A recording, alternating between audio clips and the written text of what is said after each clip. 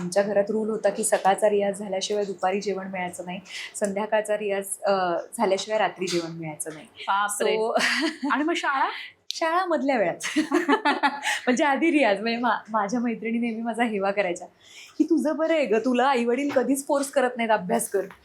मला नेहमी फोर्स असा असायचा की म्हणजे दंगल चित्रपट मी जेव्हा बघितला ना तेव्हा मी ढसा रडले होते, कारण मला माझं बालपण त्यातनं आठवलं होतं की हो. माझे बाबा मला पहाटे उठवायचे, तोंडावर पाणी हो, ती मारायचे, खरं तर रियाजाला जवळ तुला रिलेट रिलेट होणारी. सो ती जी फेज होती, जी घडण्याची फेज आपण ज्याला म्हणतो, बरोबर. तर त्यामध्ये जो रियाज होतो तो खरा म्हणजे मानला जातो की त्यात आपण अगदी तावून सुलाखून निघतो त्या फेजमध्ये.